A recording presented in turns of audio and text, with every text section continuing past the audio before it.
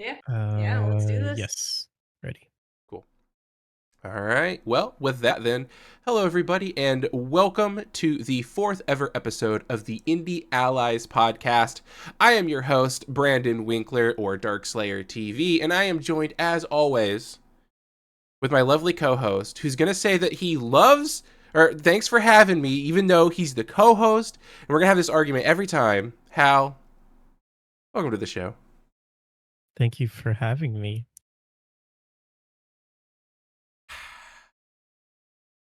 And of course, we always have a special guest. Today's special guest specializes in 3D, was a good friend of mine through college, and I think still remains a good friend of mine, Captain What do Wonderfluff I and hate or to? Alcey. Yeah, thanks for having me. I'm honored. You're honored. Are we that level of podcast here now where people are honored to be on the show? I'm honored as well, I just want to say. Oh my god. How? Yes. What have you done this week? Well, um it's been 1 week since you looked at me. Oh, huh? nothing, go ahead. It's been a roller coaster. Lots of ups, lots of downs, but I think I'm kind of like I've met back in the middle somewhere. So, still working on just a little bit of everything, really working on AI and puzzles and I paused animations and give myself a little break for animations. Can only do so many keyframes in a week. Um, but yeah, I'm making progress. I've been stressing out over marketing lately, which I think we're going to talk about later. We sure But are. yeah, that's a stressful thing. Can you why up and down? What's been going on with that? I'm frustrated how long it takes me to do things.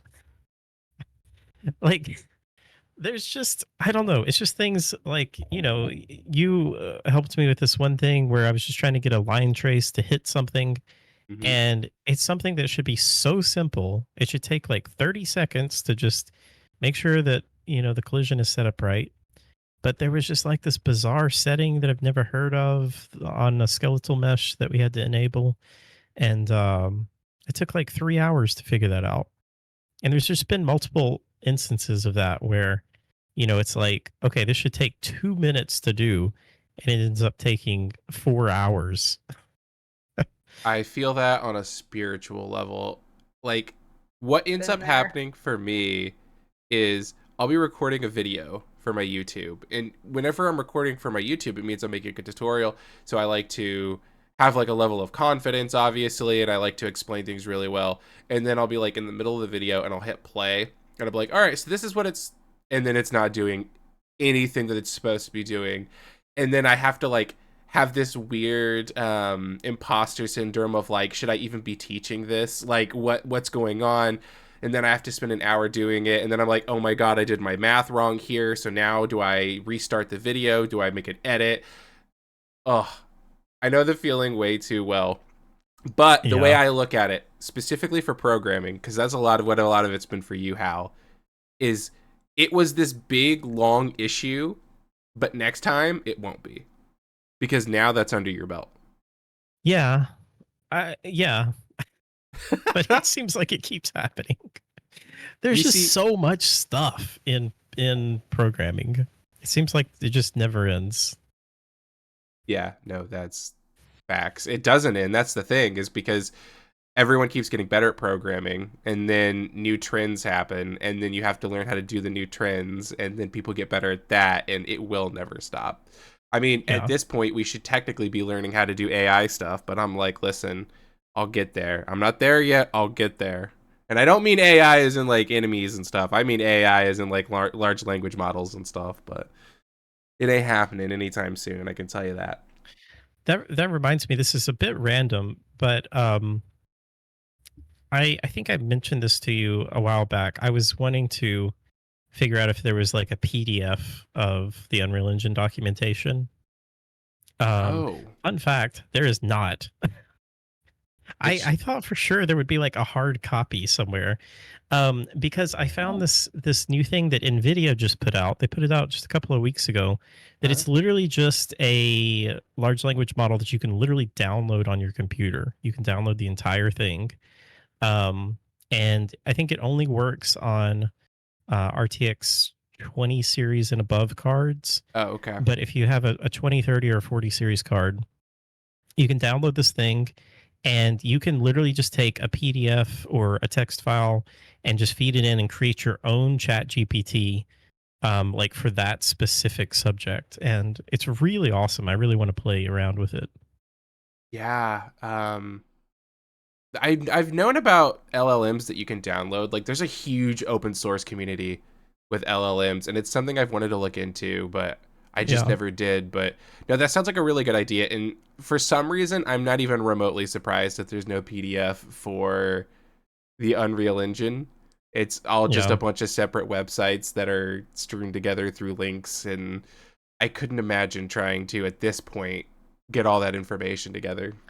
Yeah, I mean it makes sense because like it is just so much and it's also changing all the time so they have to update it and so I get it. I just assumed that there would be like, a PDF of it. I don't know, man. We're working in an industry where you have to have source control. I feel like they could absolutely have a manual that gets updated, but who am I? It's Yep. another thing to do. It's another thing on the to-do list of like everything that game devs are doing every day. It's like, Yeah, well, who Epic has a lot of really important things that they're doing, like, in a never-ending uh, cycle with suing Apple and all of these other wonderful companies that they're suing and suing each other. So, they're working on yeah. very important things. I mean, don't Yeah. forget Fortnite. We got to get Fortnite back on iPhones. Gotta pump out more Fortnite updates. Yeah, yeah. What sweet angel is gonna sit down and actually document everything for everyone else? Like, Listen, what kind of a sweet soul exists like that? I'm not saying I'm gonna do it with the entire Unreal Engine, like, documentation. That sounds like a fool's errand, I'm not gonna lie. But with the system I'm making that I'm gonna put on the marketplace, everything is documented, color coded, and it links to it. Like, if there's a word you've seen before and it's in the previous part of the manual, or even later on, you can click it, it'll take you straight to it. I'm just saying, there's Well, no I excuse. think I think maybe that could be like a really good use case for AI though, right? Is like documentation in general. Get it? Like Yeah. I could totally see how there could be a plugin in the future for Unreal that you could create a blueprint and then you highlight it and press C and it literally just like makes a comment for it. It knows what it is, knows what you're doing. Um that would be awesome. That See, would be really alternate cool. option. I'm gonna push back on you a little bit. I think this is a great opportunity for entry level jobs for people that just want to like get into Ooh. a, Does a anyone want company. to do that though? Well, I mean, when you're fresh out of school and you just need like a foot in the door, and they're like, "Hey, so it's not hard. It's just a lot." Like, yeah, if I had just graduated and they offered me like what 15 an hour, I'd be like, "Yes, bring it Yeah. on." I Yeah, still no, haven't had a I job get in the what you're industry. saying. But I think more specifically, like for me, if I'm making my game and I just want to comment things, it could be cool to just have an AI that's built in that I just highlight that, and it's just really for reference, like for me personally, so that I know how I'd set up this blueprint whenever I made it. I will say AI is slowly taking over more things because Google's really going forward. My Pixel, whenever I don't know if you guys like, I'm sure like there's like a Hey Siri version, but like with the Google Pixel, it's just hey Google. Yeah, you just I don't know if activated you can see it, but everyone's "Hey Google" now. it's accessing oh, what is it called? Gemini? Bard. Is that their Oh no, it's AI? Gemini now. Yeah, they keep Yeah, my phone changing it. just uses Gemini now whenever I do that. And then Google Chrome, which is my browser I'm using, today asked me, it was like, "Hey, do you want AI and like Gemini to assist you whenever you're writing and like organize your tabs and stuff?" And I was like, I said yes just because I'm interested. I don't know if it'll be a good idea or not, but I haven't noticed anything yet. I'm This stuff ignoring is my changing AI. so fast. I'm ignoring all the AI options that are thrown at me until I have no choice. Here's the thing, though. There's probably a really important reason for that. It might be because you're a 3D artist. Alcey, what have you been doing this week? I've been doing a few different things. I updated my resume today, Ooh. so that was fun. Uh, I updated it with some most recent work, something we actually worked on together again. Yeah, if 'Cause anyone wants to see her work, by the way, there is a video on my channel right now called Ham-Fisting the Darkness, and it was done for the Global Game Jam. And I would say 90%, if not all the 3D models in that video were made by Alcey here. So, yeah. Yeah, that's awesome. So can you? So I know you are, Alcey. I know you are a 3D modeler, artist, person. I don't. What do you call the actual? What do you call yourself? general term of 3D artist, and I also do a side hustle with digital painting. Okay. Um, yeah, I actually when I started college with Brandon, like I wasn't entirely sure what I wanted to do. I just knew I wanted to do something in games, and then halfway Mhm. through college, actually no, I took my first intro to 3D class, and I was like, wow, I'm never touching this again. And then I was taking like a creature design concept art class, and they were like, "Oh yeah, there's like a 3D version of this for characters." And I was like, "Well, I love character design, so I'll stick through that." And then I was like, "Wait, I actually really enjoy organic and character modeling." Okay. Yeah. So that's what I was going to ask. Do you have kind of a specialty that you gravitate towards in modeling? Is it characters? Yes, I that is what I'm working towards making my specialty right now. I arrived to 3D so late in the game because that intro class just like kicked my butt 8 ways to Mm. Sunday. I cried and ruined several keyboards. Um, but then when I did like find my way back to it, um I felt like I had fallen behind because I was like so far through the process of getting my degree at that point. But actually, my first industry job in anything after I graduated was in 3D. So I got some like work experience through that. I've worked at two separate companies as a professional 3D artist now. Um, I worked on I've worked on quite a few different projects. Several of them with Brandon, several of them with other people. I promise.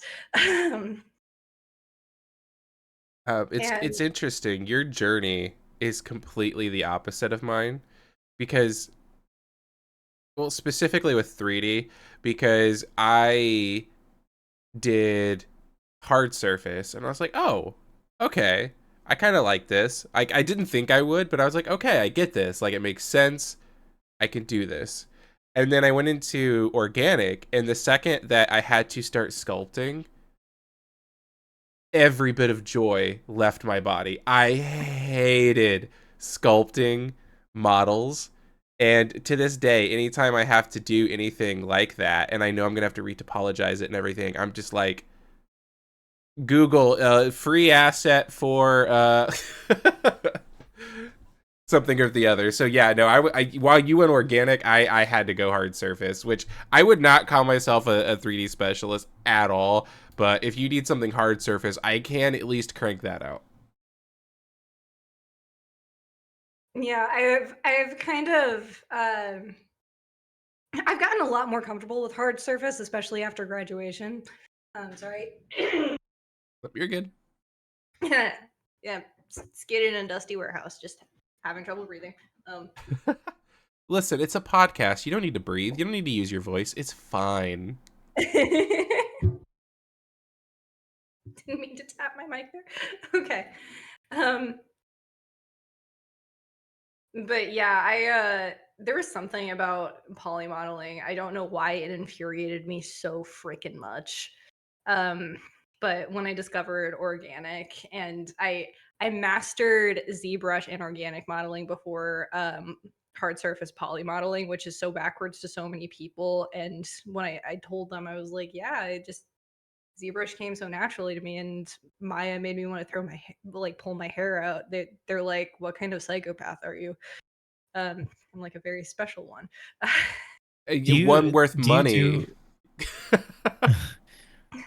do you What? do any like play modeling or anything, or like IRL modeling? I have, yeah. I was always that art kid growing up, so like playing Mhm. with clay did come pretty naturally to me. I took a few traditional art classes with the fine art school at our college as well. Um, it's just, I don't know. As much as I like to do it, there was something about doing it on a computer that was just more cost effective. Oh yeah. Yeah. I don't have to buy more supplies. Just gotta pay for the program. Yeah, and if it's Maya, dear lord. I wonder, by the way, how scared and if digital or not digital. Oh, who owns Maya? It's Autodesk? yes. I'm wondering what Autodesk is doing about the AI thing. I wonder if they're just rolling with it and they're like, "Don't worry, Autodesk has 3D modeling AI but better," or if they're actually like, "Oh god, we're not going to be able to charge $700 a month for our software anymore." Hmm. Oh no, they're still going to charge that. They're just going to charge you $30 a month extra for their Oh, AI. true, true. I just wonder if it'll stay profitable. I mean, right now it Who will, obviously, knows? because AI is not to that point yet, but it will be. Just use Blender. Yeah, exactly. I agree. Let's free source everything or open source everything. Yes, use all the free stuff. We can put them out of business, guys. We got this. Yeah, yeah, yeah. I want to bring up something you mentioned earlier. Actually, you were talking about updating your resume and portfolio, and I have to say I'm quite jealous because it's been something on my to-do list for a long time, and every time I go to do it, something that infuriates me is how much time and effort I put into this stuff every single day, to the point my wife needs to like hold me down and be like, "You're taking a break today," and then I'm just like convulsing because I'm not working. Every time I go to do my resume and portfolio, I feel like I have nothing to put on it and I have no idea how to like describe anything that I can do. I'm like, I can use the Unreal Engine, and then I'm just like, well, hire me. And then I'm just like sitting there like, dude, I don't know how to do this. I know that might sound stupid, but like Yeah. I don't know, what do I put? It's crazy. Yeah. I hate doing that stuff. I mean, does anyone like doing that? I'm sure there's people that like doing that, but I've been very fortunate for a very long time to not have to have a job, like a real job. And it absolutely terrifies me, the thought of having to get a real job. Um, I'm with you. I am so with you. yeah, Like, I hear people all the time that are looking for jobs and talking about sending out 200 resumes and filling out applications every single day, and that just sounds awful to me. Um, Yeah, yeah. I mean, my skill level. I would say I'm getting to a pretty decent skill level. I still haven't had a job in the industry yet. The only thing I've ever gotten paid for, besides a couple mentor jobs, if you want mentoring, DarkslayerTV@gmail.com. Besides a couple of mentoring jobs, one company paid me to take their test, and when I took it, they described my results as awe-inspiring and then ghosted me. So that's all I've got. Uh, it's a rough industry, and then seeing all the layoffs and stuff, like it's not a fun time right now. yeah, no, LinkedIn is so depressing to be on right now. I don't use LinkedIn. I don't ever want to use LinkedIn. I hate LinkedIn so much. I know, but It feels so forced too. It's kind of like how every company forces, I'm sure you guys have heard of Slack. It's like, Yeah. we could use Discord. Everyone's already on Discord, but that's not the professional one, so we gotta use Slack.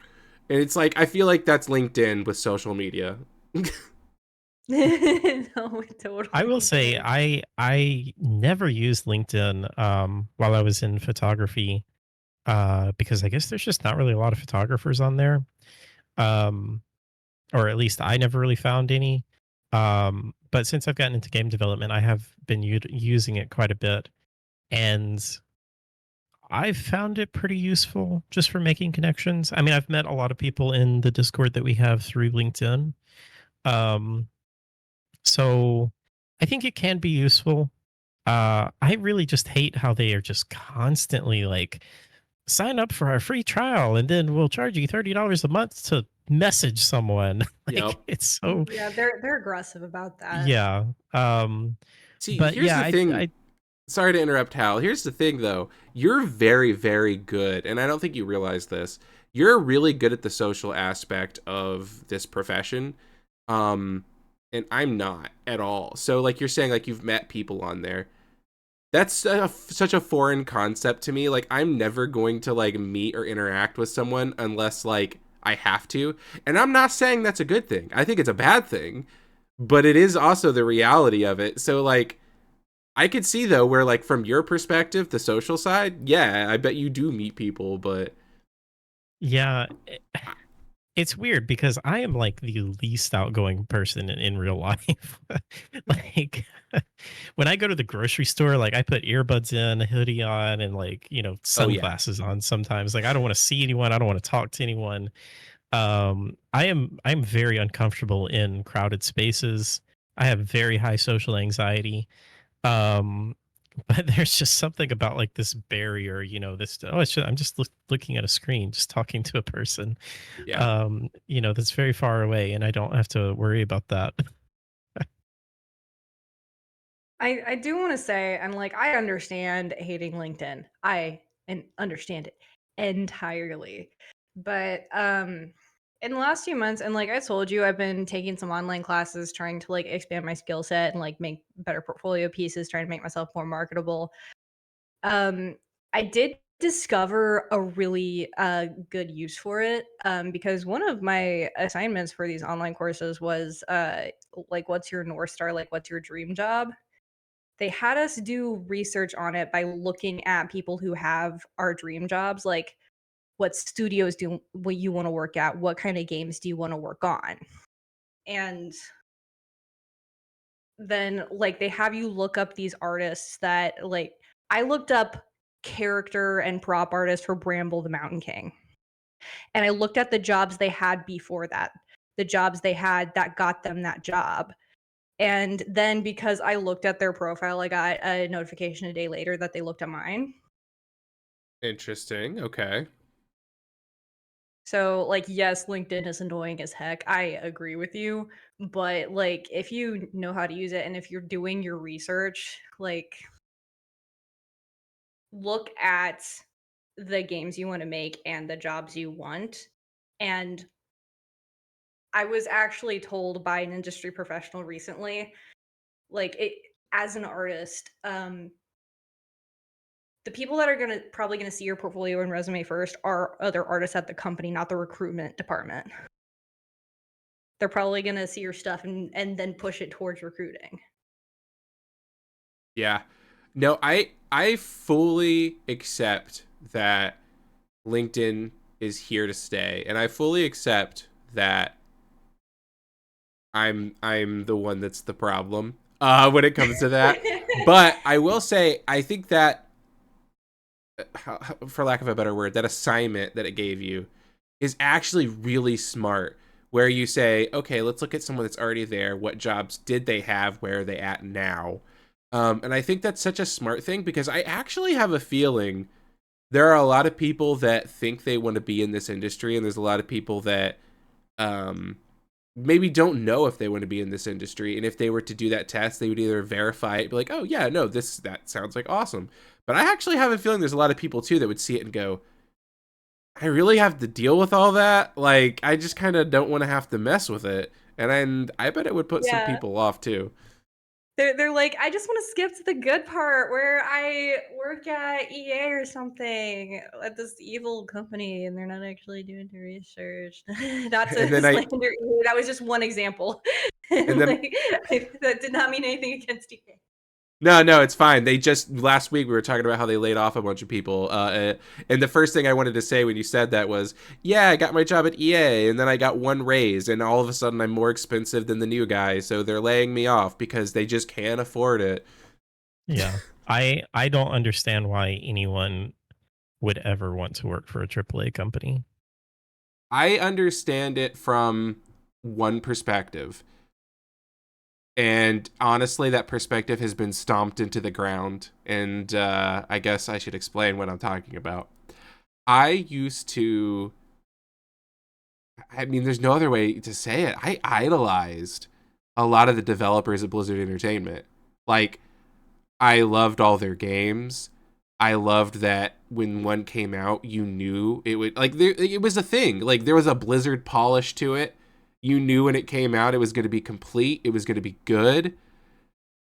And I was like, yeah, they're AAA, but like, they set out to do good to their customers. And I was like, I love that. Like, they're great. Obviously, over the last few years, we've learned things about Blizzard Entertainment that aren't great. I will say, as someone that has my finger on the pulse, it seems like most of that's been cleaned out, but obviously I still understand if people don't want to engage with their products. But no, this is all just to say, for me, it depends on the games they make, because I wouldn't mind being a part of projects for games that I love, especially the ones that are ongoing, like an MMO or a MOBA or something like that. But to be honest with you, yeah, I, in the best case scenario, will find my niche, so I can find my spot in the market and kind of feed myself. Because, yeah, if I can not be working for a AAA company, that would be the best spot for me. Well, I think it's changed so much. I mean, I know it's changed so much in the past decade. Like 10 or 15 years ago, I think working for AAA was a completely different, just totally different in so many different ways. Mm-hmm. But I also think that we are in just such a good place for indie developers nowadays. Like it's so easy to just do your own thing and just, publish your own game. Not necessarily easy to, make a living doing that, but the tools are there. And so what I am just like desperately trying to get everyone to do is to really think about like, okay, I get that, you need a job and you have to make money. But man, try and find a job like at a smaller studio that is not owned by a giant corporation that just, doesn't care about you at all. Oh yeah, no, of um And again, I know that's way easier said than done, but course. I just see so many people that are laid off from these big AAA studios. And Alcey, I'm sure you see this as well on LinkedIn because it's all that's on there. Everyone's laid off and like they just immediately go back and work for another AAA studio. And I'm like, why? I mean, I know it probably pays pretty good, but Mm-mm. man, I don't know. I've actually, if you do the research, like, you can find that the average seems pretty high, but those are the ones that are like really specific. Like, how do I put it? Like, if you were to like look up like what's the average that like the, I don't know, project manager makes, it's like this really high number. But to be honest with you, from everything I've heard, so anecdotally, this is all anecdotally, and data that I've seen, most devs actually don't make that much money. Yeah, I mean, I'm sure it varies a lot. But yeah, I don't But know. but no, I see where you're coming from. But I also think that has to do with, I mean, I'm just gonna say it. I think that college has its hand in that, because I feel Yes. like, how do I put it? I don't think that every professor is like this, but I know for a fact every college is. What do they want? They want the ability to say, look at these stats. We have pushed this many Hmm. students through and they've gotten jobs at these companies. And that's all they care about. So it gets Yeah. pushed. And unfortunately, there are professors that are also like, which, to be fair, again, there's nothing wrong with working in the AAA space. But I do think that, yeah, there's also professors that are going to push it and be like, no, like, you should get a job at these places, because at the end of the day, they're also really good portfolio pieces. There's a lot of benefit to it. Um, but yeah, I guess I don't really have a good cap for that, but I do think colleges have their hand in the mix when it comes to people's desire to work That's a in very the good point. industry. Yeah. I mean, they absolutely do. And unfortunately, what it is uh, when you look at people who go into, like, the vast majority of people that go into a game development program at a college, like, what is the stereotype you expect to see in that class the first year? And then look how many people stick around 2 years later You know what's when they crazy? realize how much work it is. What? Sorry, I didn't mean to interrupt. That's my bad.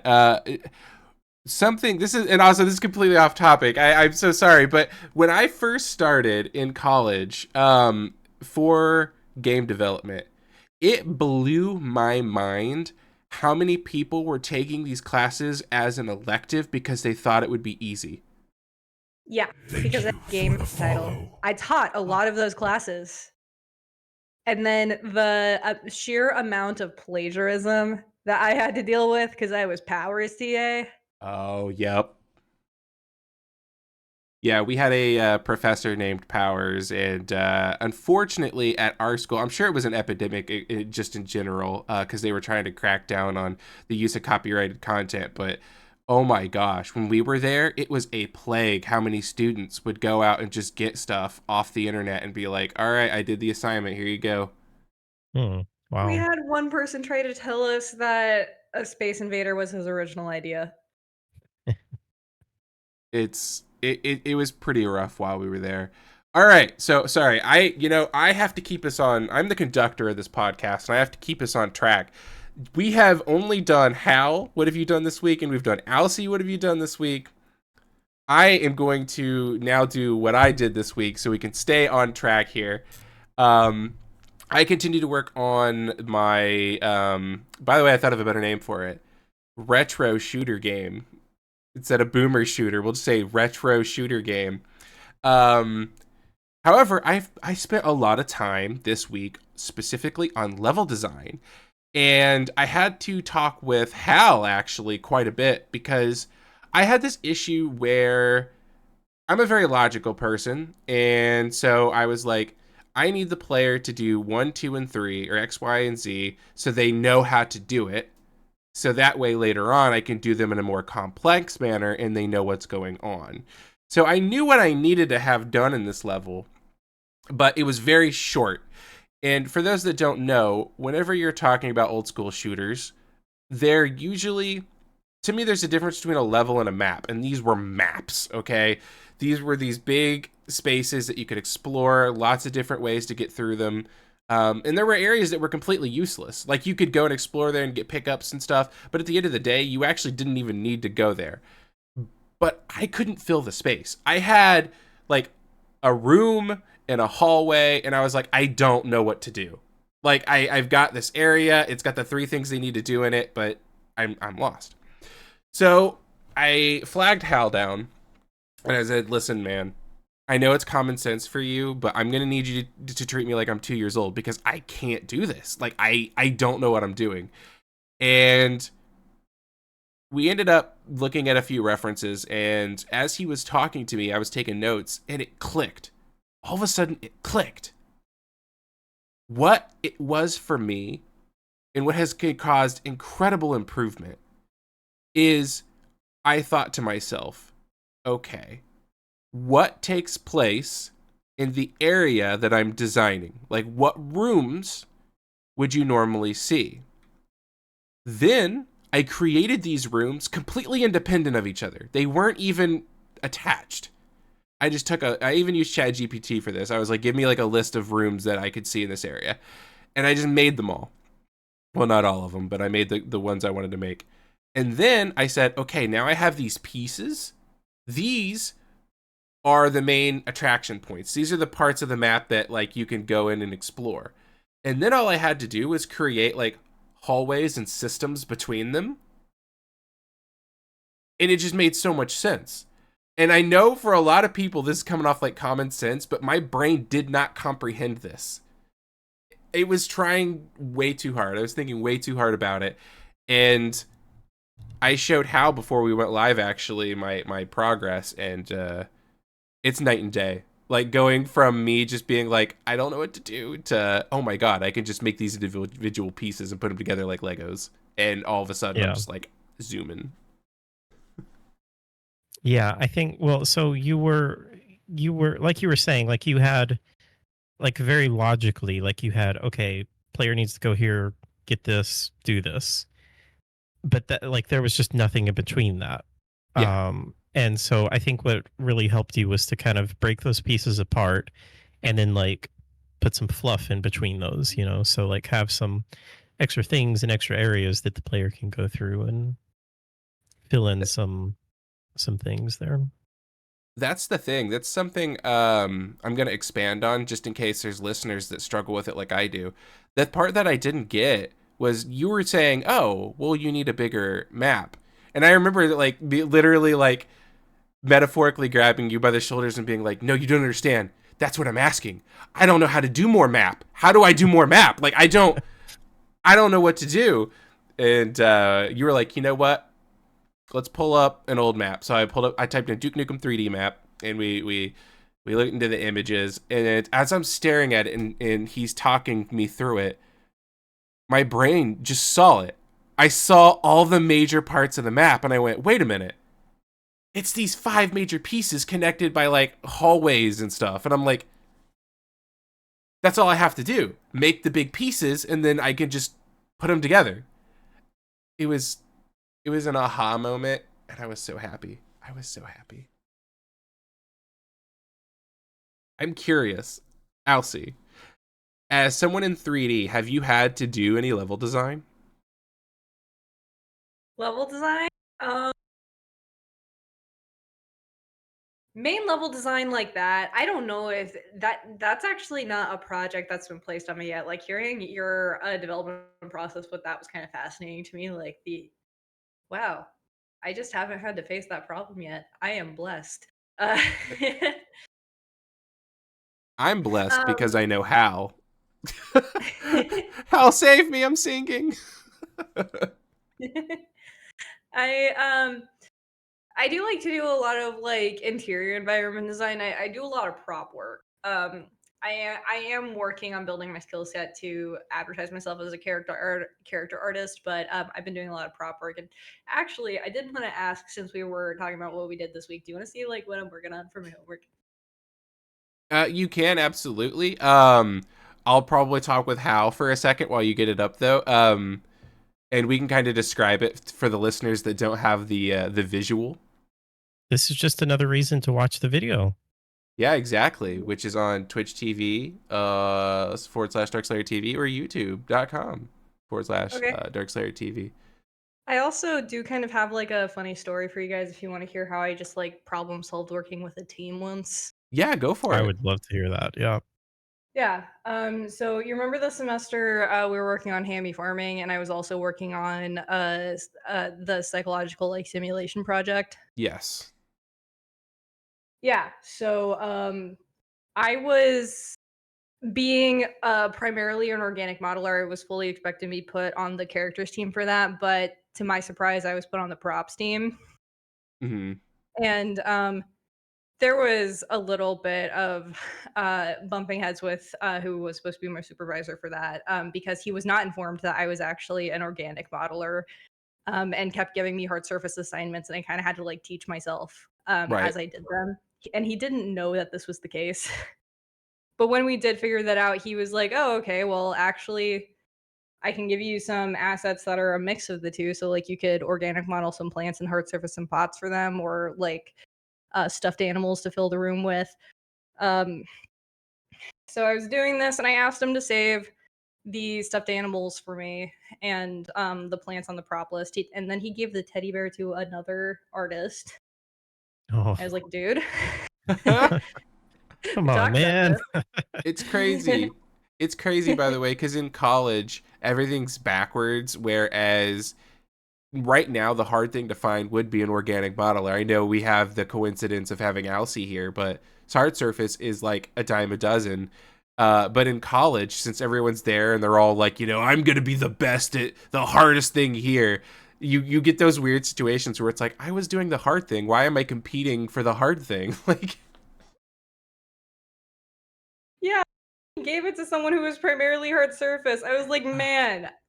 And then he complained about how this person did it because this person tried to put like real bear anatomy on a teddy bear.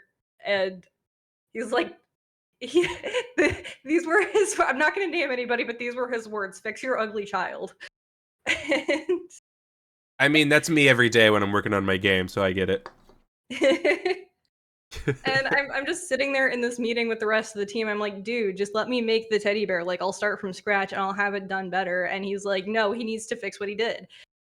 So I then messaged my boss's boss and said, okay, just for giggles, can you like get in the Slack channel and tell him we need more teddy bears? And our boss's boss took it to the next level, literally, and said, hey man, so change of plans.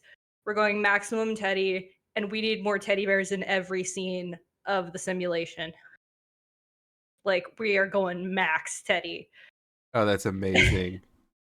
Out of And this was curiosity, was one of these people, sorry for those that are outside the circle, I'm just very curious. Does one of these professors' last name start with a Z? their first name does. Oh, you're right. It is the first name. Okay, I was just curious. I know. Okay, I just wanted the context because I knew I could get it. But anyway, keep going. I know. But yeah, this happened during the meeting. My boss then saw that message in the main Slack chat, like directed at him during the meeting, and then went off on the person who made the ugly teddy bear and said, "What the heck? Did you just say something to him?" Is like yelling at him in front of everyone else in this Zoom meeting.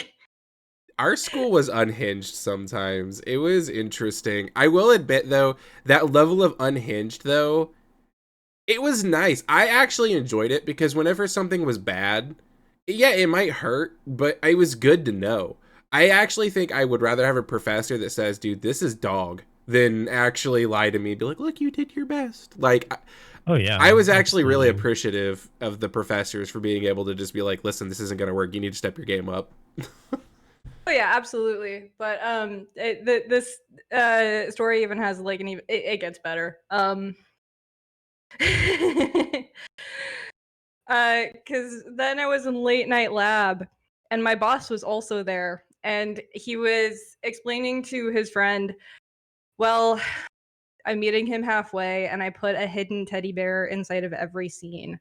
So you have to look for it, but they are there. And that's when I leaned in and said, hey man, do you want to know a secret? It's already done. That is so awesome. Oh my goodness. But Hal's yeah. finding out how unhinged I am. Yeah. Hey, listen. I feel like everyone in this industry is a little bit unhinged. I don't think anyone can look at this industry and not be completely sane. There's no way. There's no way someone looks at this industry and goes, you know what? I am a perfectly sane person and I'm going to tackle that. You So have it's all a good. point there.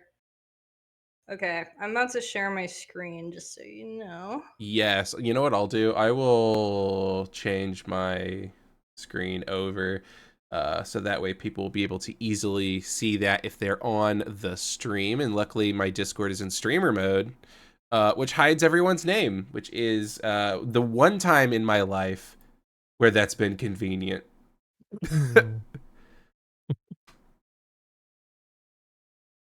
So you But see the reference I have first, and then I'll show you what I made. yeah, sure, go ahead and pull it up. You can in the bottom of the screen you can click like pop out. There's the way to pop out the window so that you can get just the video window. Yeah. I think I have to wait for her to go live though. Are you good? Okay. No, you should be able to do it now. So this is what I've chosen for the project I'm doing for this online class. Oh wow. And wait, is this a reference image? This is a reference image. Oh, okay. I'm sorry, I wasn't. That's what I was saying. I'm going to show you like what I'm working off of first. Like I didn't want you. I gotcha. Yeah. So yes, I totally did all of this. All that, I mean, like. I was gonna say it looks amazing, but the first thing that I saw was the mirror. I was like, how in the world did you do all that detail? All that environment in the mirror. So for those that are listening and not watching, what we're looking at right now is this, like, I would call it almost like a really antique, what would you guys call that? Like a dresser? Like a vanity dresser. Yeah, like, and it's covered in all of that. What would you call that? That detail? I don't actually know the words to describe this thing. Does anyone here a little bit more vocabulary inclined? Shoot. Wait, you probably know what that stuff is called, right, Alcey? I just looked this up because I was dealing with that, like all the little detail things. I would say like filigree. Oh, I've never heard that word before. Or well, it's got like all this like beautiful floral pattern work. Yeah. Yes. Yes. So there was a specific name that I found. Anyway, keep talking. I'll find it. No, you're good. So yeah, this is the reference image I've been working off of, and I recently finished the high poly of this. It was well worth it and painstaking. And currently working on the low poly. I'm very excited to get to all this awesome texturing because that's gonna be so much fun.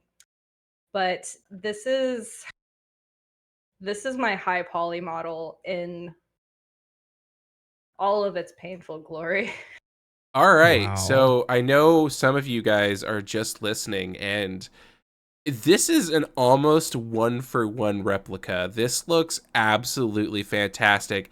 Every little detail down to the golden floral that goes across it, the intricate carving of the wood, the edges, what do you call that?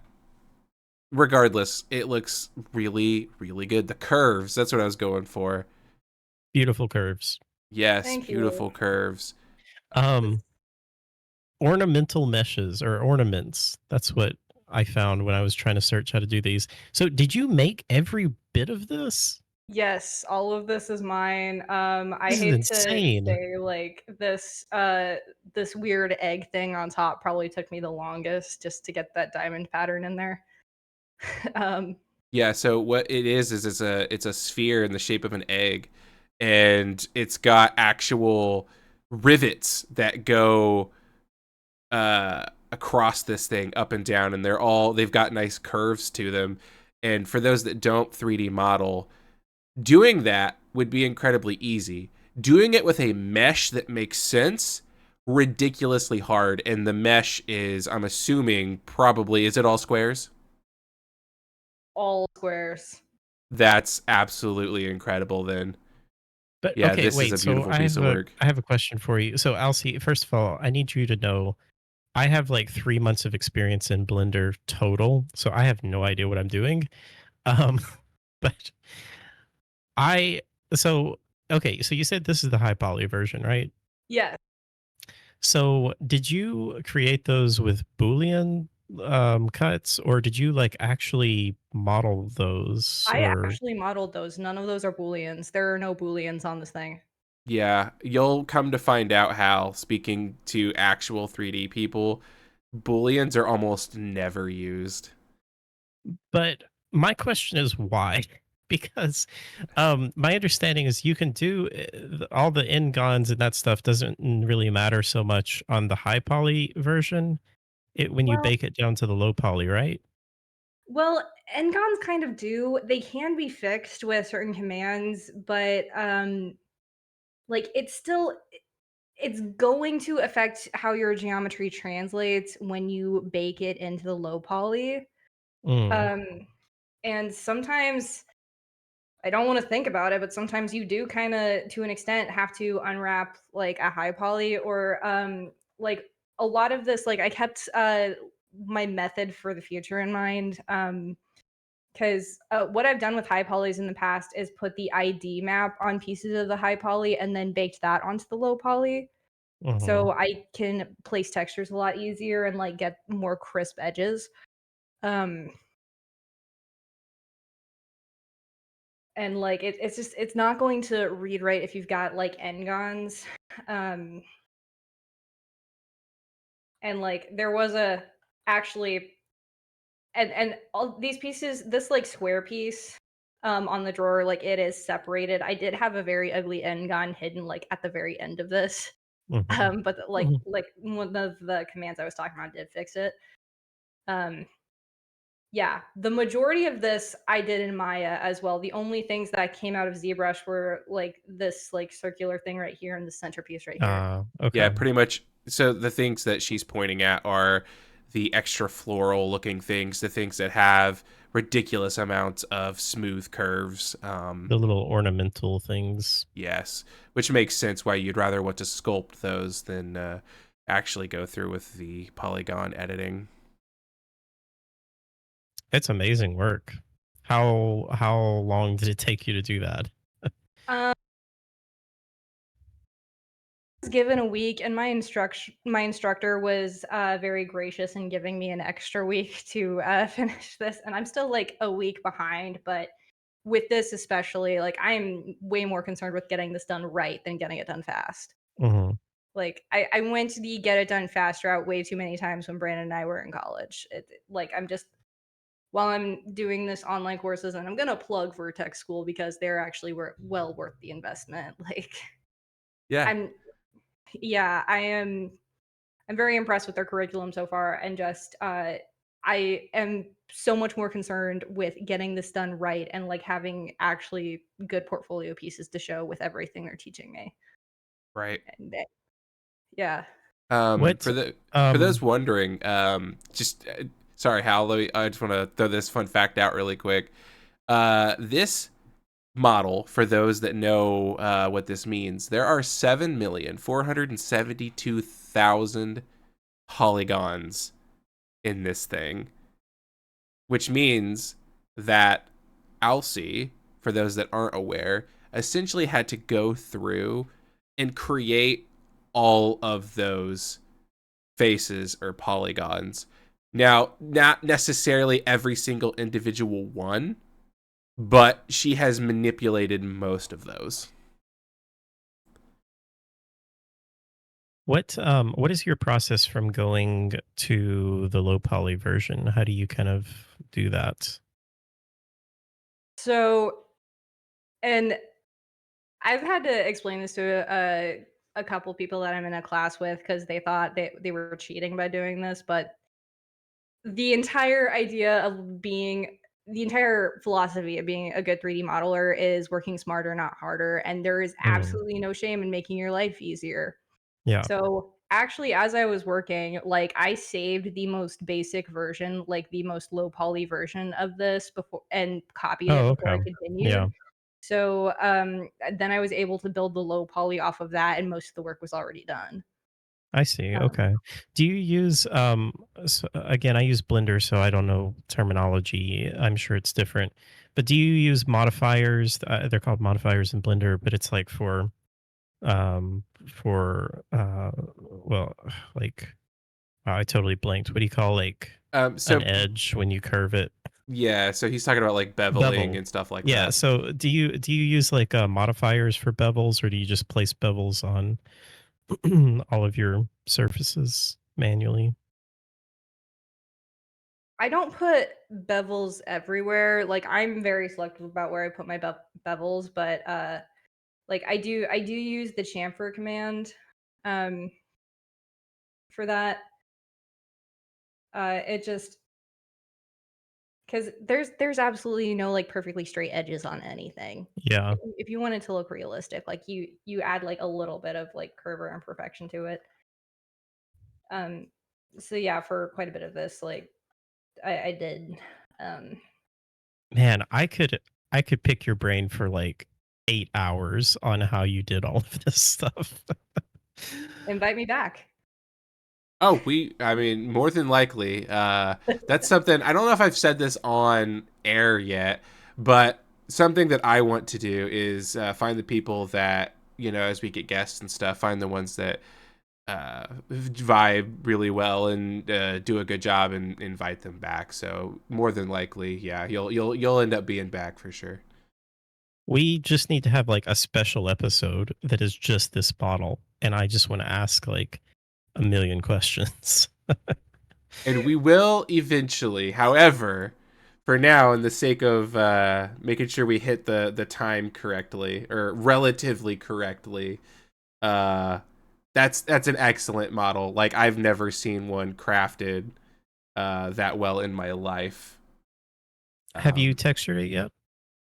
No, not yet. I'm still in the process of like the low poly's mostly done. I'm still perfecting it because again, doing this right, not easy. And yeah, when it's done, I will let you guys know. I would be happy to just show it off. Yeah. Yeah, I would love to see the. Have you UV unwrapped it yet? No, not yet. Like this is I'm spending a lot of time on it. Like these online courses have been consuming Yeah. most of my life lately. Not sorry. Just I for would the love to sake see of that my too. for the sake of my layout, Alcey, I'm so sorry. Will you stop sharing your screen now, just so I can get Yeah. my stuff back? Bye bye, Awesome, beautiful thank you. model. But no, that not because it was bad. That was an amazing model, and I'm glad you showed us. But all right, last week we talked about the unfortunate layoffs that were going on. We went into detail a little bit about why we thought they were going off. Like, I know there was a lot of talk about how COVID ended up causing overhiring, or so they say. And then, of course, the demand for gaming went down when COVID kind of started to go on the back end. And then we talked about unionizing very shortly, which is actually what we're going to be talking about this week, is unionizing in the game industry. And I know there's actually a lot of mixed opinions on this because I know by default, for example, I know Alcey is super, super, super pro-union, whereas Hal isn't necessarily negative union, but he also is very concerned about some of the negatives that do come along with it. And I shared a article here for you guys, and it was a long read. So listen, I completely understand if you guys have not read every detail of this thing. But it kind of talks about some of the positives and negatives. And I actually went in and I had AI of all things go through and break this down so I could share some of the bite-sized pieces of this article with people. Basically, as of right now, there are major studios, quite a few actually, that are trying to unionize. We got Activision Blizzard, Sega, CD Projekt Red, and then tons of smaller ones, of course. And of course, unions, the whole goal, right, is to increase transparency, have better job security, just make it feel like more of each employee has more power in what's going on and doesn't feel like they can just be cut at any moment. But there are negatives that come with unionization. Yeah, give me a moment while I try to find those exact things that I know are located here. But Hal, I know that you actually already have an opinion about some of the negative stuff. Not to say that you're our anti-union guy. I want to be very clear because people would get very upset. Hal does not, he's not anti-union necessarily, but he has put a lot of thought into some of the negatives that can come along with that. So, Hal. Yeah, I mean, I don't know if I would even say I put a lot of thought into it. I think that the thing that or I guess the thing that I think about is I feel like it's more of a band-aid solution Like there's a much bigger issue that I think that, or I guess that I wish that we could work towards. And I mean, I have kind of a whole philosophy on, I've been saying this for a really long time, that I think that video games have just gotten too big in general. Like projects in general have gotten too big. Um, and I think that that causes a lot of issues because when you have these projects that take, 5, 6, 7 years, that is just insane to me, that a project can take that long. And so there's so many complex things that come from that. And obviously, one of them is, you run through like multiple different employees where you may have someone that works there for 2 years and then they quit or are fired or whatever.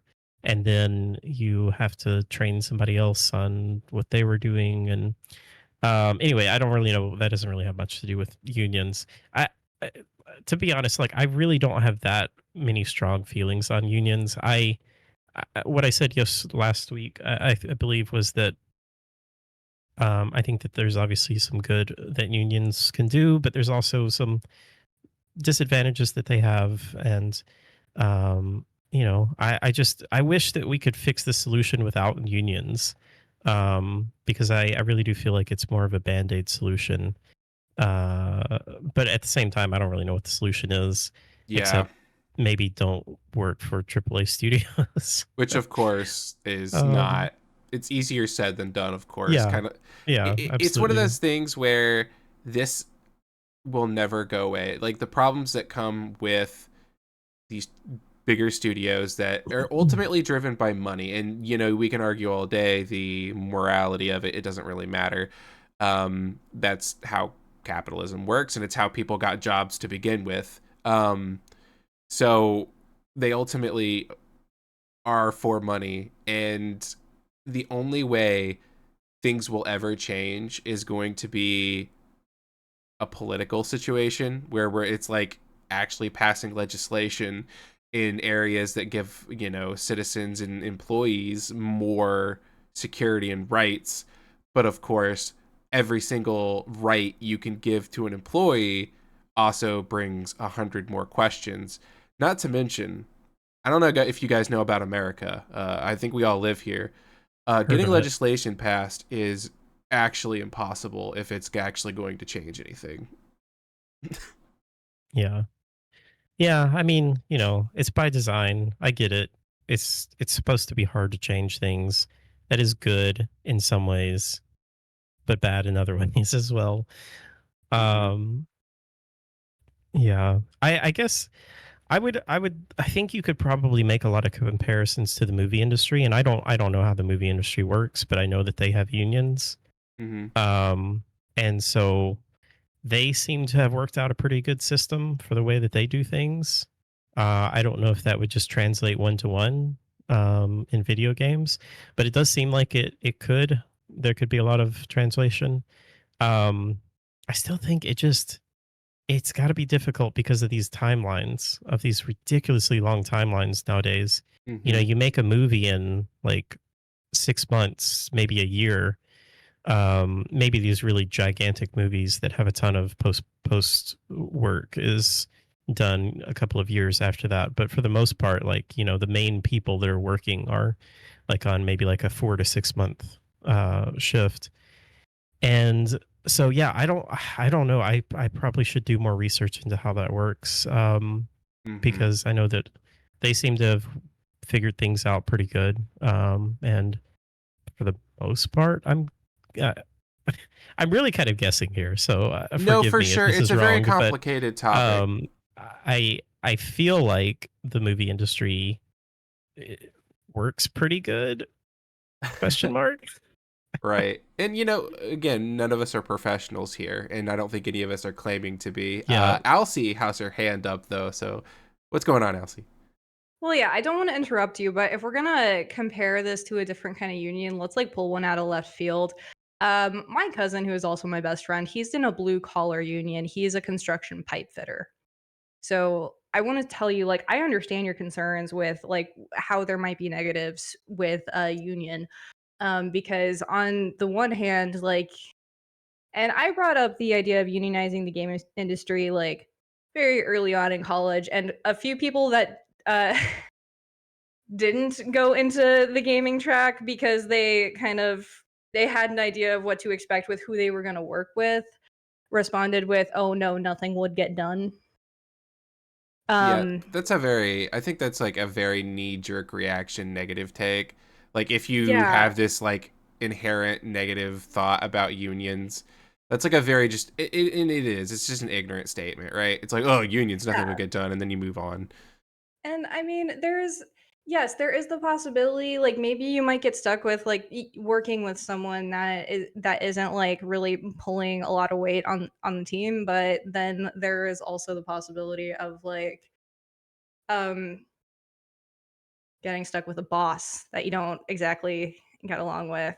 I've seen my cousin like kind of jump from job to job, and there's been a couple times like because he's like me and he's got a lot to say. Um, caused quite a stir within his union when he knew he wasn't getting treated fairly. But then I've also seen him, because he has gone from job to job and like he is a reliable worker. Like when he has been laid off because like a employer didn't quite agree with him or they weren't doing great, he had a job 2 days later. Right. The security of it, and especially when the majority of the people like in that union you have worked with in the past that can vouch for your skills, then being able to say, hey, I need a job, and then they can look for one with your skills, like um Brandon needs a job. Oh hey, I hear someone over here is looking for a Unreal expert that can also like teach new hires. I Like, have a question. And I don't know the answer to this. Uh, is the current problem that we have right now, is it a supply and demand issue? I mean, is there just too little demand and we just have like way too many people that want to be in the games industry? It's multiple things. So, one, well, here's the first problem. So, how you know this issue? Finding reliable people in this industry can be difficult. So that's already the first problem. The second issue, which by the way, the reason that's a problem, I guess I should clarify, is because one, how strenuous the hiring process is, and then whenever they finally get these people, it's easier for them to flush them out whenever they do these Yeah. mass layoffs. Um, Two, it is a little bit of supply and demand because specifically in America, this has been an issue that's been ongoing. And I think it's slowly changing, which, again, we could talk about whether that's good or bad, doesn't really matter. In America, we're kind of told you are a special snowflake. You go out and be the best snowflake you could possibly be, which means that nobody wants to do mundane jobs. So, yeah, there is a lot of people that are then going to college and getting these degrees, or not even going to college and trying to learn these skills. But if we want to learn more about the exact issue, I would even look at the car factory industry, because they're like the poster child of this issue of we just hire a bunch of people, we keep them for a bit, flush them out, hire in more people, and then eventually they unionized. And I know that I brought this up on the last podcast. Um, I'm pretty sure a lot of it comes down to, again, the wages and the fact you can keep hiring new people at much lower wages. And I genuinely think that's the majority of it. So, okay, so I'm trying to understand what I'm trying to understand all the issues here. Um, because right now it seems like, uh, I mean, I think it's pretty clear. Uh, There's just too many workers, for better or for worse, in Mm-hmm. these companies. Mm-hmm. And I think I said this last week, and I do believe this, that even if like these giant corporations, which they could totally do. They could find the money somewhere to keep these people hired, right? Let's be honest. They They could right? find a few $100 million laying around, or they could just take it from the CEO. Right. But I think that still is a problem, because I think that we hired too many people, period, and we just don't have the demand for them now. And so even if we kept them on for a year or 2 years or whatever, like, we just don't have the work for them. Um, I'm guessing anyway. I don't know. Do you guys know any more about that? So this is what I'll say. Because I like to keep it real. This is something that I do on my YouTube channel all the time, especially if I'm in the middle of a tutorial. I just be honest with people. I'm not an expert when it comes to this stuff. I do not know a ton about it. And to get into the really hyper specifics, I personally don't feel comfortable talking about it, purely because I'm not someone that wants to speak with conviction on something I know nothing about. Like, I feel like that's I'm not either, but I just want to have a conversation and just try and understand what's going on. Sure. And sorry, I hope that didn't come off like I was suggesting that you were doing that. It's just something that I fear, because I see it online a lot. People, they're barking about stuff and they don't know what they're talking about. Exactly. And that is a big problem. And so I definitely don't want to come across that I'm doing that. And so that's why I'm trying to, just like talk this out. Right. Yeah, no, And for understand sure. understand what are the issues, so, like, if all of a sudden all of the games industry is unionized, what good does that do? Okay. This is my understanding. I don't know the specifics. My understanding right now is you've got corporations that have every ounce of power. They can do whatever they want, zero repercussions. Something about unions buffers that, and I don't fully understand why. And I think it has something to do with probably a bunch of legal stuff, contract stuff, and like actually having to work through the union instead of hiring an individual. Now, do I know the specifics? No. Alcey, chime in. Yeah, Alcey. Tell us all what we need to know. Well, I mean, if you want to hear more about pipe fitters and plumbers, because that is the majority of the union I am exposed to. Because yeah, my cousin and I just hang out a lot.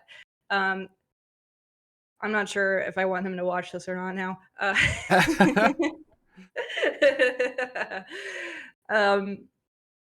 Well, the union exists to protect the employees, and like company HR exists to protect the company. So when those companies have to answer to the union, and and like the employees can come back after getting laid off and say, well, this went down, this went down, this went down, then that's going to travel. That is going to tell the union, okay, so we don't really want to supply this company with more workers right now. Like, I have an we idea. what's Are you that? going to ask ChatGPT to explain unions to us? As if I'm 5 years old. All right, here we go. Imagine you have a box of toys. Each toy is different, like a teddy bear, a toy car, and a building block. Now, let's say you have a friend. They also have a box of toys with different things. A union is like when you and your friend decide to pull all your toys together. Wait, is it describing union in like the definition of the word union? Hold on. It's no, Chad. Give me a moment. I'll give us a better one if someone wants to take over for a second. So yeah, I think that having protection against the workers is definitely a good thing. I guess something I don't really understand is why there aren't more people. I guess it's just a risk thing. But like I wish people would just get out there and just start their own business.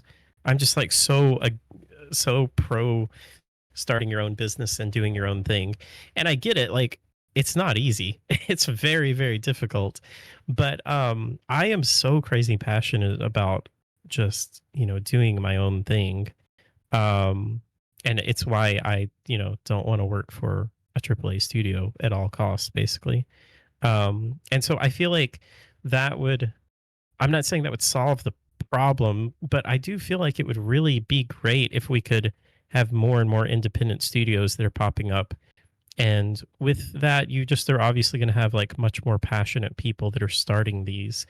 And that, I would love to see like, even if it's like 10% of these people that are laid off, if they go and they start their own thing and then they recruit people that have also been laid off, then I feel like that would just be really great for the industry. I think the problem is there's not that many people that like to take leadership roles. I'm just, like, just from like a realistic standpoint, I think that might be why. But I do have ChatGPT here, and I was a little bit more clear this time that we're not defining the word union. Um, all right, imagine you have a group of friends and you all want to play together. A union is like a team of workers. Okay, I think we're all on board with that part. When workers join a union, it's like saying, let's all work together and make sure everyone is treated fairly. See, this is where it better expand or I'm going to be mad, because it's like, yeah, that's what the internet says too. Now, how do they do it? Anyway, just like your team can talk to the adults. Sorry, let me try that again. Just like your team can talk to the adults in charge of the game to make sure the rules are fair, a union talks to the bosses at work to make sure everyone is treated well. They can ask for better pay, good working conditions, and make sure everyone gets what they deserve. Okay, maybe that's my fault for saying describe it like I'm 5, but I feel like that's the same thing I always hear, and I'm always left being like, okay, but how? Like, that's great, but how are you doing that? So let me see if I can get a little bit more. I'll probe it a little bit. I also want to know, so, let's say that like all of the workers of Blizzard decide to unionize. What is to prevent Blizzard from then saying, okay, you're all fired now. We're going to go and hire non-unionized workers? As far as I'm aware, there isn't, and I think that's one of the reasons unions are so difficult. Now, obviously, you could say that's a huge negative to Blizzard, because if enough employees were linked together, if you Yeah. fire off 70% of your staff, you're in trouble. But I don't think. Yeah. Sorry. No, you're good. Well, let's look at it this way. What kind of people are in a union? People that know what they want, know what it looks like when they're being treated with respect, people that can offer amazing work under the right working conditions. And you can get cast out from a union. It can be done if you are just that determined to be a bad person or a bad influence on your community. But so like a union can look at a company that there are several reports of uh, unfair treatment, and then there's like, well, we don't really want to give them workers that like are worth their time. We could give them workers that are not worth their time until they get it together, or they can outsource from anywhere else other workers that are also not worth their time because they are willing to work in these unfair working conditions, and they're not going to get the best work out of these Okay. people that they're not treating fairly. I've figured out why this is such a hard thing to do. It starts company wide, as in enough people in the company say we're going to unionize. All that means is they've kind of taken a vow that they're all willing to leave or cause chaos, suggested things aren't improved. Then, after a company unionizes, they don't really have a lot of power except for they're a majority of the staff, so you could see where that does give them some power. Then, other companies can start unionizing, but the ultimate goal is once enough companies have unionized, all of them collectively become the union. And essentially, if you want skilled workers at that point, you have to go through the union, and that's where the power comes from. So That's it's where you not get to like a necessarily. SAG-AFTRA or something. Yes, so that's what it is. It's like, so if Blizzard was to unionize, that's great, but their power is as far as how many people are Blizzard willing to fire. But once enough people unionize, you then all become a collective, or that's the goal of skilled professionals that, again, if the company wants skilled labor, the goal would be they need to go to the union to make that happen. So that And is why it works. I'm not saying I'm on paper. On paper, that is yeah, why it works. no, that makes sense. Um, that just seems like such an impossible task. It's a big task, that's um, for sure. I think there is also a huge problem, and this is not just in the games industry. There's just a problem with the hiring process. Um, Mm-hmm. it is ridiculous. Like Mhm. there was a time a couple of years ago where I was kind of transitioning out of photography, and I was like, I really don't. This is not what I'm passionate about. And so, I really started kind of doing some soul searching and like thinking like, oh, I got to find a job. And so I actually started looking for a job, and I did the whole thing where, started filling out applications, and it is just exhausting to do that. And It's one of like, those. there has to be a better way to do this. And I'm sure that you guys and a lot of people have experienced this, that like, you spend like 2 hours over the course of a week, or more, like communicating between these people and like setting up interviews, and then maybe you get an interview, and then like maybe you're just not ever heard from again, or maybe you get an interview and you're set up for a second interview, but they don't give you a date, and then like you go back and forth talking to them, and it takes like a month to get an interview. And so like, if you're someone that needs to work, you can't just wait a month Yep. to for a chance to get a job here. And but then if you really want this job at this place, it's like, well, okay, do I try and stretch my finances to where I can make that, but it's only a chance? And do I stop looking for other jobs then? It is just like such a broken system that I feel like there's got to be a better way to do this. So, yeah, the issue, which is ironic because I feel like unionization could help with this, is the hiring process. The people that are hiring have all of the power. And the reason that's an issue is because, as of right now, your investment into how much time you're willing to put into sending them an application, down to a specified resume for them, a cover letter for them, and you have to do all these things to be like, no, no, listen, I really just want you, for them to ghost you, is ridiculous. And it's Yeah. expected. It is expected that you put in and invest hours of time to apply to each of these jobs. And they know the tricks. They know if you're copy pasting your cover letter and changing the name out. Of course they do. And guess what? They hold it against you. So it's ridiculous. I don't really have any solutions for it, but I I agree think there just completely. needs to be like, there doesn't need to be all these three different interviews for all this stuff. I don't feel like it used to be like that. I'm so anti cover letter. Now that you've like said that, I'm like, wow, I don't remember the last time I cared enough to write a cover letter. Yeah. And like, can we just talk about references for a second? How stupid the idea of a reference is? Yeah. Because, like, who in the world is going to put a reference that's a bad reference on there? You know, you always put your reference that's going to be like, oh, the person that's going to go to bat for you.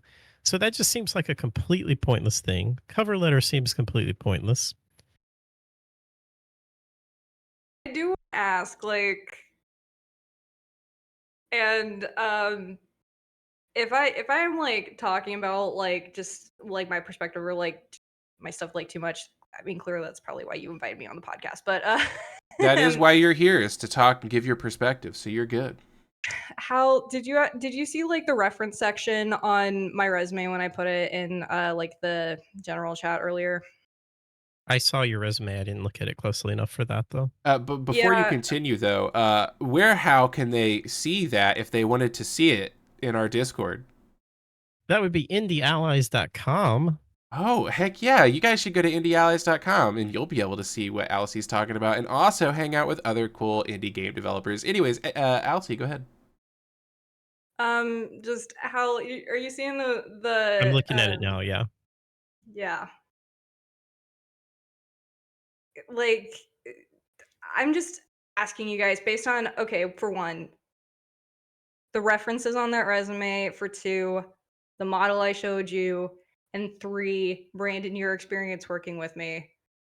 Like, I'm just like, I'm not trying to like say I'm extraordinary, but given all of those factors, like Yeah. at Why this would it point, why would you it not get hired? yes. Mm-hmm. Mm-hmm. Yeah, if I'm a recruiter and if I see a um a model that you made, and I see your resume and like looks good. I mean, you've got references from Rockstar games, um, and I have a chat with you, and you seem like a cool person. You're hired. Let's go. Start Yeah. tomorrow.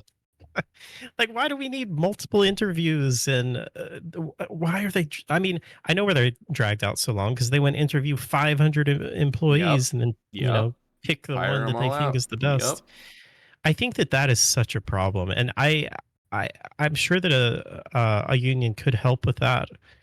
But I also just feel like if I'm a company, I guess this is what I don't understand. If I am a company and my goal is to get a game out, but it's going to take 3 months to hire every single one of these employees, like there's something wrong with that. Like why not hire Alcey and give her like a 3 month trial period, and like if it doesn't work out, then you know sorry, but wouldn't that be better than to go through all of these applications and waste all of this time, not just the company's time but all of these other people that are looking for jobs? So, um So, and this is, if you guys don't mind me saying this, because this is going to turn into a bit of a tangent, this is actually something else that Vertex School is teaching me, is how to look at this from a recruiter's perspective from a AAA studio. yeah, by Because, all means. yeah, actually, how many applications do you expect to look at for one job application that's like 3D character artist, especially if you put it at entry level?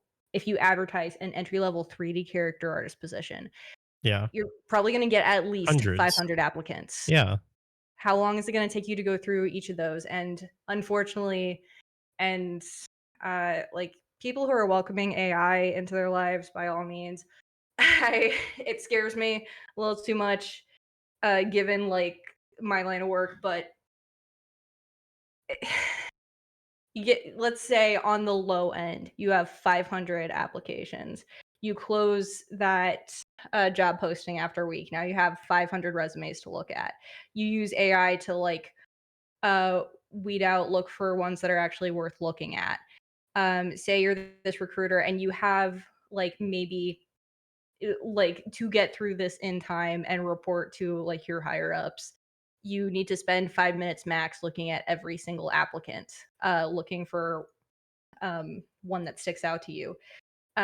You go to their art station, you see like one incomplete project. Okay, that person's eliminated. You're having a bad day, you spilled your coffee. Oh, this person has a fan art from something I don't like. Okay, they're out.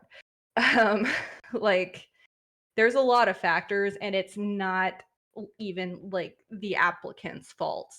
Is Like, it almost them trying, and I'm not trying to, what's the word I'm looking for, simplify or like minimize what they're saying, but is it essentially what you're saying is don't take it personally and just to think about like how ridiculous it is, like just from like a applicant's perspective? yes, never take it personally. yeah, Like the recruiters at these companies are doing God's work, honestly. Given especially how many, if they are downsizing their design departments, their production departments this much, how much money do you think they actually want to pour into the recruiting departments? How many people do you think they're actually willing to pay to go through all of these applications? Yeah. The recruiting departments are overworked. I just feel like I hope to get to a point where I can hire employees at some point, and my dream is to have a studio that I have, like I would like to start out with like 4 employees, and eventually maybe get to 10 or 15 or something like that.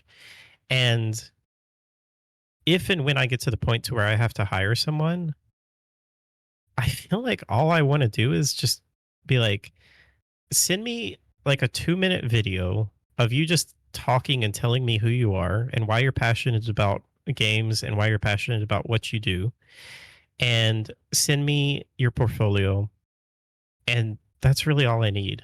I don't need references. I don't need to know where you've worked before. I don't care if you've gone to college. I don't care about anything else. I just want to know that you're passionate about video games. You're passionate about your particular skill set, and that you can actually do things. That's all I care about. Yeah. All right. This has been an amazing conversation. However, we have gone for quite a while. So, for the sake of time, I am going to push us forward. So I apologize if you guys were wanting to continue that conversation, but it is my job as conductor to keep us moving. Continue the conversation in Easy Allies Discord. Yeah, Indie Allies Discord. That's indieallies.com right now. You can do it right now. That's right. Normally we do a Q&A. I think we're good this week. I think we can save what we've got and come back for that because we are way over on time. So what I think I'm going to do here is I'm actually going to hand it over to Alcey one last time here. Would you like to talk about where people can find you? Because you do more than just 3D, and I'm sure people might want to hear more. Oh, sure. Is there a way of getting me to practice like self-promotion marketing? Because we were talking about that earlier, how we're all very bad at it. No, but you know what? It is now. Go for it. Give me your best sales pitch. You got one shot. Jesus Christ. Pressure's on. I did this to myself.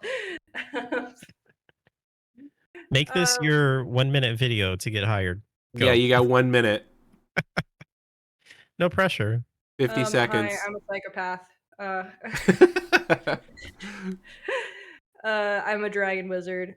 I am probably way more fun to have around than any of your other applicants. But no, really. I know you stream on Twitch, right? Under, what is it, Captain Wonderfluff? Yes, I stream games under Captain Wonderfluff. A lot of that is to just like remind myself why I'm doing this, why I'm still trying to get a job in games, and why it means so much to me. Yes, that's awesome. I have quite a few art accounts. My like freelancing business is usually under LCC Artistry or LCC Art. LCCartistry.com. It's a mouthful. I know I did this to myself, but I did it years ago. I'm not changing it. And I also do a lot of skating. If you want to see like my skating account, Beauty the Beastly 666. Find me under any of those aliases. All right. Playing Horizon Zero Dawn. Nice. I'm following you right now, by the way. Oh, heck yeah. Thank you. And Hal, where can people find? I'm just kidding. No one cares. So yeah, that is our. No, I'm just kidding. How can people find you? Well, first of all, I just want to say thank you to Alcey for coming on. I really appreciate it. It's great to have you on and have your perspective, and I definitely would love to have you back. And I also just want to ask you a ton of questions about 3D modeling. But yeah, you can find me at howbotstudios.com, twitch.tv/hal451. I also stream. I also really like what you said, Alcey, that it's good to like play video games because I feel like there are a shocking amount of developers that just don't really play that many video games. And man, I freaking love video games. So I honestly, my dream is to work and like make a game and then make $1 million and then take like 6 months off, and in those 6 months just do nothing but catch up on all the video games that I've missed, because I freaking love video games so much. So anyway, yeah, I stream at twitch.tv/Hal451. And then, of course, you can find me on Twitter at Hal451, gaming on there. And then, of course, Indie Allies, indieallies.com, all those good places. Yeah, I'm glad that you decided to do this podcast with me, Hal. And yeah, you can find me everywhere. DarkslayerTV. It literally every platform, DarkslayerTV. And just to kind of, since they both touched on it, I'll touch on it as well. Even me, whenever I'm like working on my retro shooter right now, there'll be times where I'm just like, I'm exhausted. Like, I don't feel the desire necessarily to work on this. And then I'll just, like, I re-downloaded Serious Sam, and I just started playing it, and I'm like getting all these ideas and like, oh yeah, this is why I'm doing it. Like, this is what I'm making. And yeah, it's really good to go back and play games, especially if games are the reason you're making them to begin with. So yeah, it was nice having you on, Alcey. Thanks for hopping on with us. And Thank you for inviting me. Absolutely. And yeah, that's the podcast. So we will all see you next